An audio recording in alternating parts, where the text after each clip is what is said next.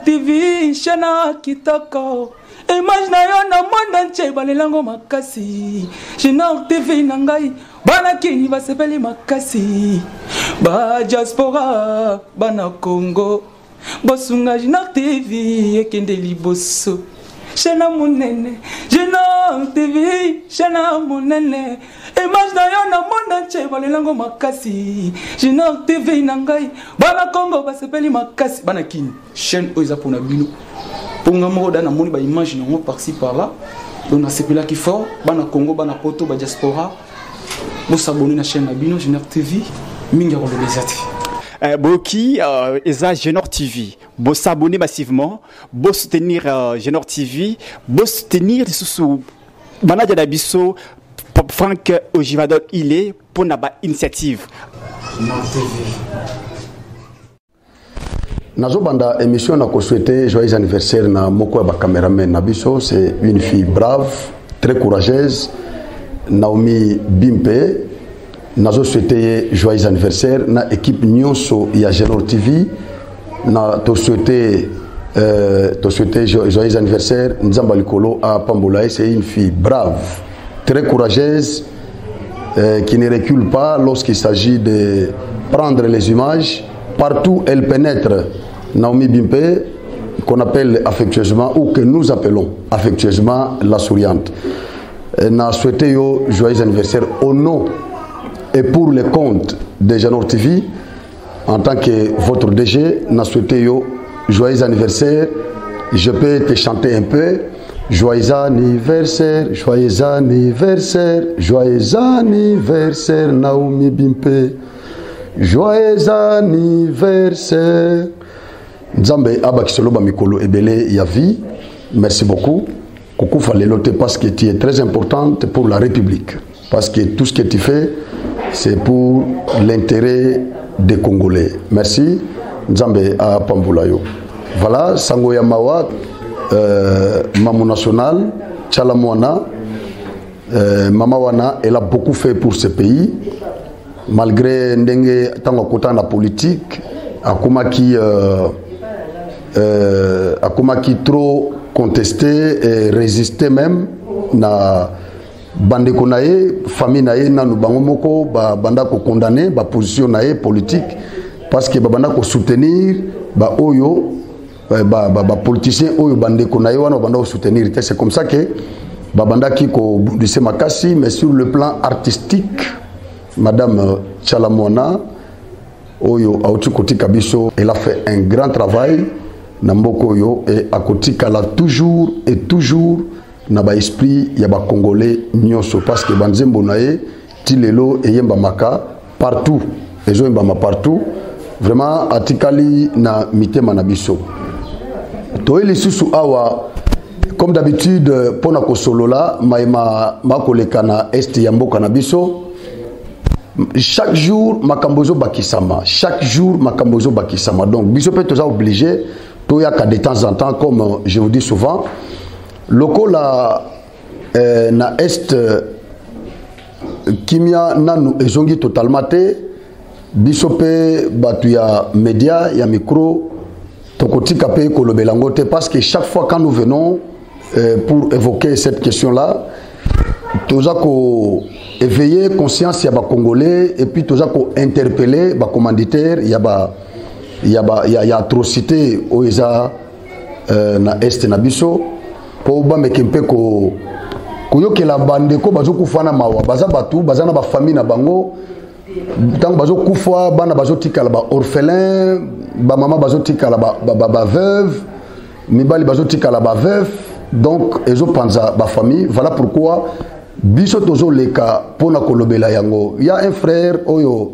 a publié na mona sali commentaire na chaîne ya na publication de Komoko alobi bino ba journaliste nyonso bokomika na Congo oui tango bitumezaki na Ukraine na habité soki zaki ata na chaîne moko e banda koloba kobeta masolo ya Ukraine te je ne sais pas babanda kobeta masolo ya bitumba agression il y a Russie na Ukraine.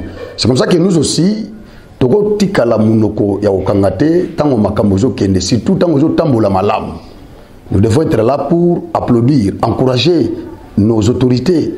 Toti comme on a Mokonzamboka na Kitona a encouragé ba soda na biso na ba recrue a otiko encouragé bango.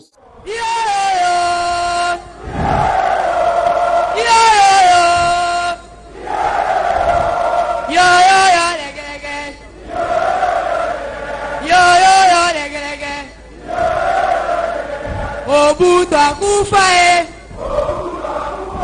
Kabila longwae Fati yonde mokon Fati yonde mokon Pesa mandoki osinye mikanda toko tawanda Tobare bango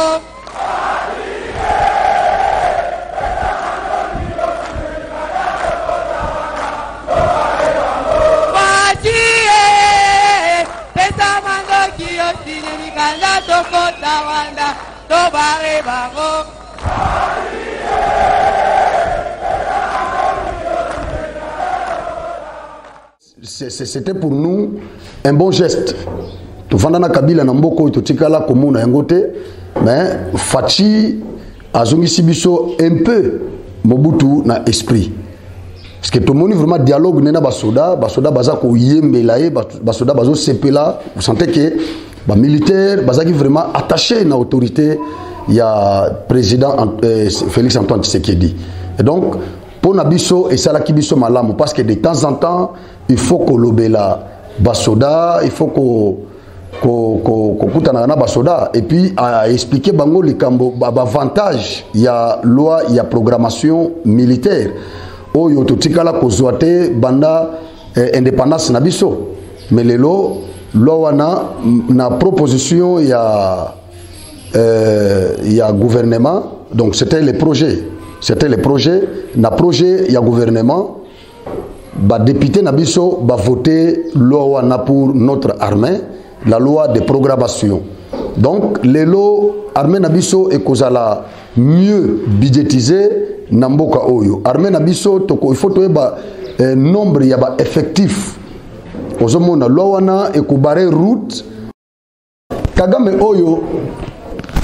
oyo azopesa batu leçon de morale oza construire biso na maimatali démocratie okuto eza respecté te epanaye awa information toye nango awa esali biso plaisir. Démission, il y a président, il y a assemblée, il y a sénat rwandais. Tout ça, la moi analyse mouké. Kagame a pesa biso leçon, il y a démocratie. Augustin Iramouremie, waouh, ils ont des noms. Ils ont des noms. Augustin Iramouremie.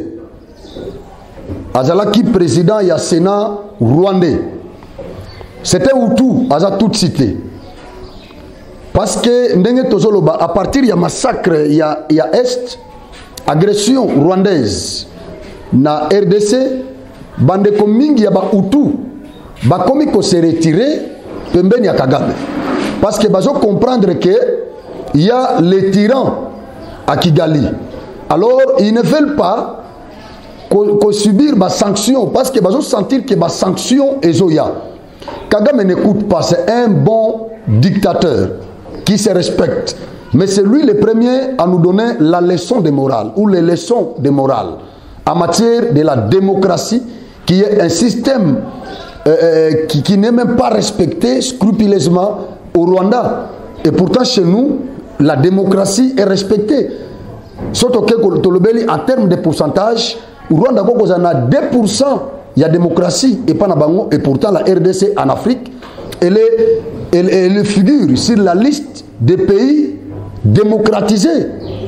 Ce président du Sénat qui vient de démissionner, pour le respect à lobby, il a évoqué des questions, des raisons sanitaires, mais ce n'est pas ça.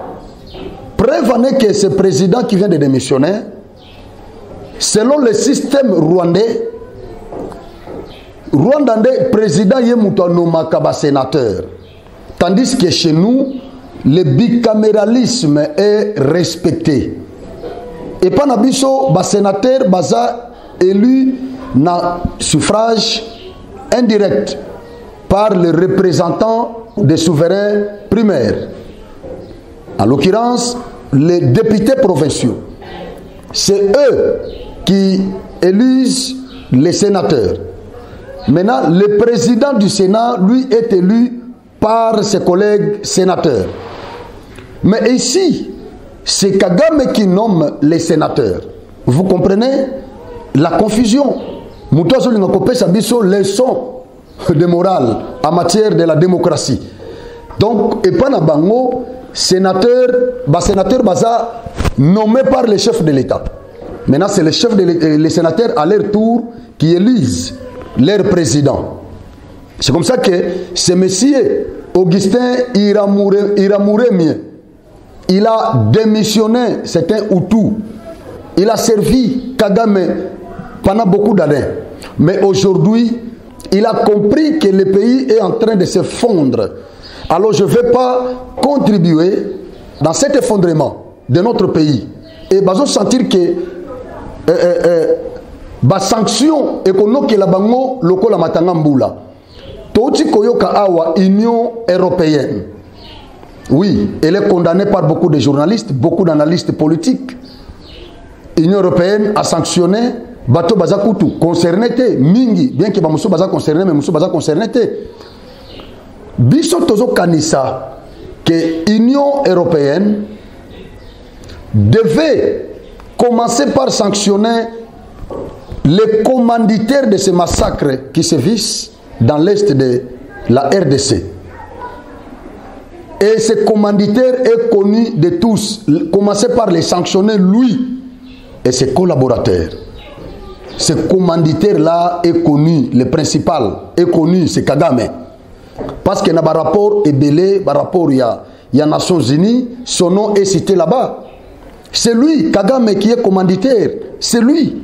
Mais pourquoi qu'on sanctionner Bitakwira, ancien ministre dans le régime Joseph Kabila? Pourquoi les sanctionner? Oh, parce que Atenaki balanga jimoko raciste. Tango azo s'apprendre na ba Hutu na face il y a j'ai pas de Banyamulenge au bazana Congo. Ozo ba Tutsi congolais. Tango ozo attaquer bango na maïma koleka na est parce que baza ba bifas, ils doivent nous montrer normalement leur position. Est-ce qu'ils sont avec nous ou ils sont avec les Rwandais? Mais Bitakwira n'a fait que dénoncer cette attitude de nos frères. Mais pourquoi il doit faire l'objet des sanctions européennes? Pourquoi? Et Bitakwira, même si on peut mettre le visa à l'Europe, et vous savez, c'est un Congolais. C'est là où nous comprenons que l'Union européenne, elle veut nous aveugler, ou les Européens d'une manière générale, ils veulent nous aveugler. Bazolingaba étouffer Bissot. Ils veulent nous faire peur. Ils veulent transmettre dans nos chefs la phobie. Au moment où Bande Konabiso, Bazo Koufana Est, c'est ça. Parce que ceux qui le l'ont moutou à Télémi Paul Loba, l'Union européenne a sanctionné. C'est comme ça que Bissot Tozomone la sanction de l'Union européenne. A sanctionné Willingoma, les porte-parole, il y a M23. Willingoma peut a répliqué. Ata Bitakwira. Bitakwira n'a pas répliqué. Il y a un Loba qui lobby. L'Union européenne a sanctionné. Ok, nous sanctionner vraiment Bitakwira. Bitakwira peut nous sanctionner il y a Tayomoko. Il n'y a pas à répliquer à la Kokobar nae. Après ça, réponse à Kopé Sabango. Bitakwira a répliqué à Ebisi Bango. Boluka, ba vrai concerné, il y a sanction à Binowana. Ce n'est pas moi. Ngai Bitakwira na tigala kobuma mutute, na tigala ta kobuma ngungite na est. Ata musapina ngai tigala ko simbata na mutute na makila ya mutu et tigala ko simbate. Mais pourquoi me sanctionner? Ngai nazo dénoncer massacre Oyo RDC et sa victime. C'est ce que moi je dénonce en tant que Congolais. Mais pourquoi me sanctionner?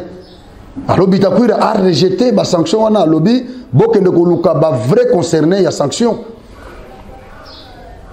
Kalate Wilingo, ma major Wilingo, ma porte-parole ya M23, yepe a rejeté yango. Makambo to banda ko solola na bandeko awa. Tolobi na lire o makambo zo kende, songi et kokota entre M23 naba allié naye traditionnel ba rwandais. C'est ce qui se passe maintenant. Willy Ngoma na yebisa bino na émission eutoleka awa. Massacre esalemaki na Kishishe. Willy Ngoma a attribué meurtre wana na Kigali. Na Kigali alubino commanditaire ya massacre eza M23T. Alobi eza Bertrand Bisimwa, c'est un Rwandais. Yende Moutou Azako commandé Basoda RDF, Rwandais, au Bazako Bunda, aux côtés ya M23. Donc Yende Moutou a ça qui ordre na RDF pour massacrer Congolais. Ce n'est pas nous les M23. Et donc M23 a fondé Kagame. Alobi, ce qui est un Moutou pour répondre pour un massacre, pour un génocide Oyo. Yakishiche. Ce n'est pas le M23, mais c'est Kagame. C'est lui qui doit répondre. Parce que Basoda Nae, commandant Oya Nomande, m'a sa ordre na Basoda Nae, ba massacrer ba Congolais. Lelo Lisusu, Major Ngoma, Willy Ngoma Yepe, asa victime, il y a des sanctions européennes. Alors, non, biso, yo beaucoup de sanctionner ngaïté, parce que ngaï n'a pas concerné na makambo na bino anate. Je ne suis qu'un simple porte-parole. Nabomagate na kena na fronté, je ne suis qu'un simple porte-parole. Natigala pe ko na Europe te. Atigala o ken Europe te. Donc même ne na zape bo bako sanctionner ngape. Bo sanctionner nga bo saisir, bo zuna ngai nini onga na zana na ba banque européenne. Mais c'est sans effet. Willy Ngoma lobino boko sanctionner ngate boluka ba commanditaire ba vrai commanditaire bo sanctionner bango, ce n'est pas moi Willy Ngoma. Je ne suis qu'un simple porte-parole.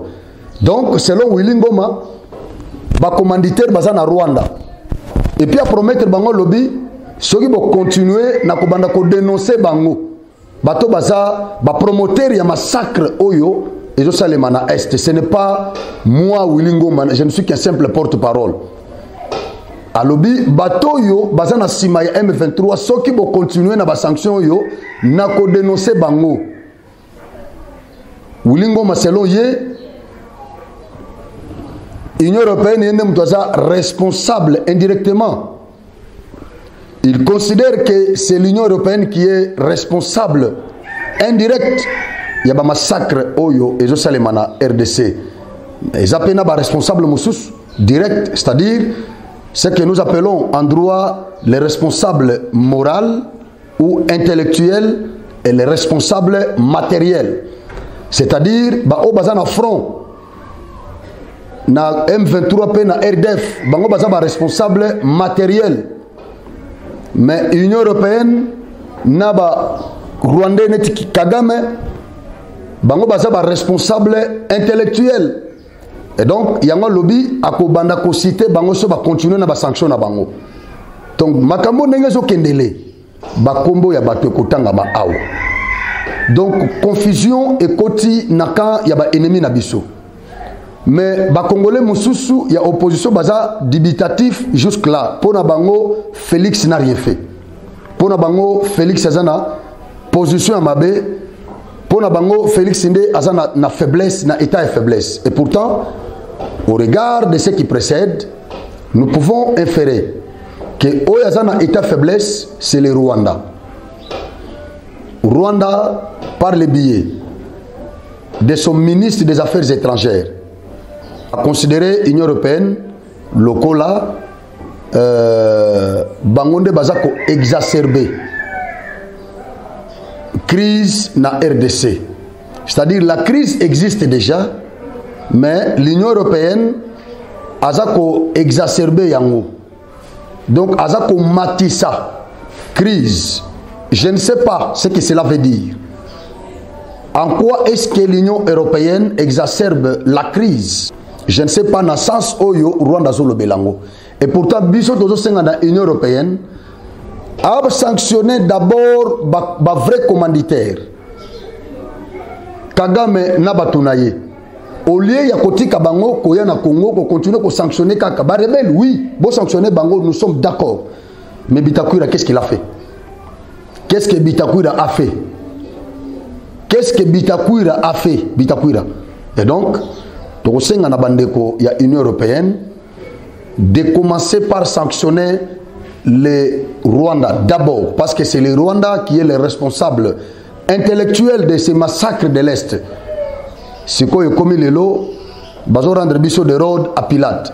Biso toke pas Rwanda albino, toke pas M23 albino, ils ont bisoté, ils ont de Kigali, boké na Kigali albino, ils ont Union européenne a exacerbé crise. Tu comprends ce que confusion et côté Libango. Et donc diplomatie, il y a Félix Antoine Tshisekedi et Bandiko Bota Bamboma. Ba Congolais bolandate biloko o bandeko bazako loba ba o balingi bisote, ne suivez pas ça. C'est tout ce que moi je voulais vous dire.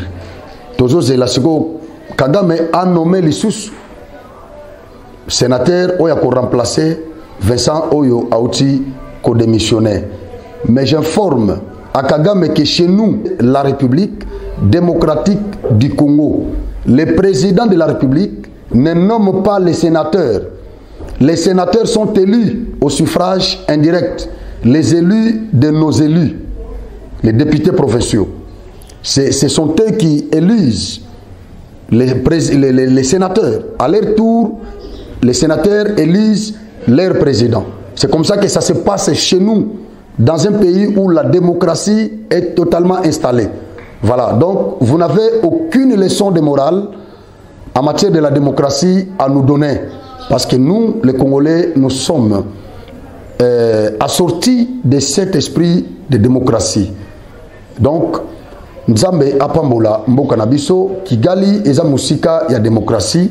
Nous sommes à la porte d'entrée de la démocratie. Nzambe Apambola Bino, Napesi Bandekonyo Sombote, Ndena Uchukolo Banadebi, Tozana Matanga, Ndekona Biso, Chalamona, Atikibiso, Nzambe Apambola Bisonyo Sototikana nous haine. Chalamona a fait un grand travail dans ce pays sur le plan artistique. Moutima ko douté na carrière ya Chalamona. Totikana no makambo politique, tole la Chalamona comme une star de notre pays. Oyo autukotika biso Nzambe Apambola Bino, na pesi merci na bandeko nyonso pe na cameraman na ngai Christopher Makaya. Na pesi mbote na souhaité joyeux anniversaire l'issue pour la dernière fois pour clôturer Nandeko Naomi caméra woman ya Genor TV. Nzambe Apambola Bino nyonso badneko bokolanda biso, surtout bobo sanate ko partager lien ya émission Oyo. Nzambe Apambola Bino. Genor TV Shana Kitoko image na yo na monde entier balelango makasi. Genor TV nangai bana kini basepeli makasi. Ba diaspora bana Congo bosunga Genor TV ekende liboso. Shana munene Genor TV Shana munene image na yo na monde entier balelango makasi. Genor TV nangai bana Congo basepeli makasi bana kini chaîne oza pona bino. Ponga mo da na moni ba image nango par-ci par-là. On a sepela qui fort bana Congo bana poto ba diaspora. Bo s'abonner na chaîne na bino Genor TV minga ko lebezati. Boki eza Genor TV, bo s'abonner massivement, bo soutenir Genor TV, bo soutenir sous manager d'Abisso Franck Ojivadol il est pour na ba initiative. Genor TV.